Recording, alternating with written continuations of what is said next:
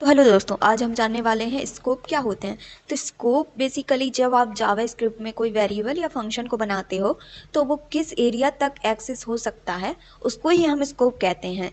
तो चलिए अब हम इसे एग्जाम्पल के थ्रू समझते हैं। बेसिकली जावा स्क्रिप्ट में 4 टाइप्स के स्कोप होते हैं: global scope, functional scope, block scope and lexical scope.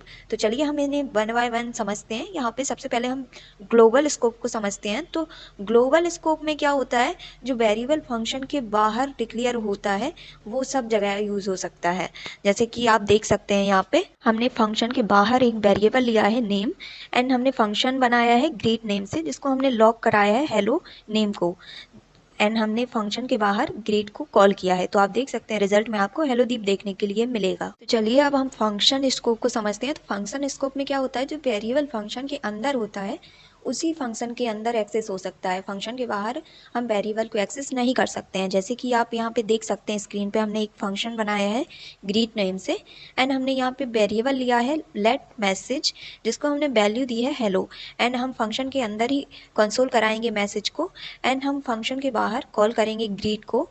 And function के बाहर अगर हम इसे कंसोल करते हैं मैसेज को, तो यहाँ पे आपको एरर शो होगा, क्योंकि हम जो कंसोल लॉक करा रहे हैं मैसेज को वो हम फंक्शन के बाहर उसे एक्सेस कर रहे हैं।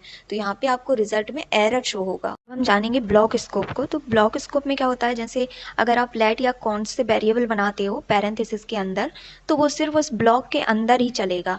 ब्लॉक के बाहर आप उसे एक्सेस नहीं कर सकते हैं वेरिएबल को। जैसे कि आप देख सकते हैं यहाँ पे हमने दो वेरिएबल लिए हैं, एक लेट ए एंड एक कॉन्स्ट बी, जिसको हमने वैल्यू दी है 10 एंड 20।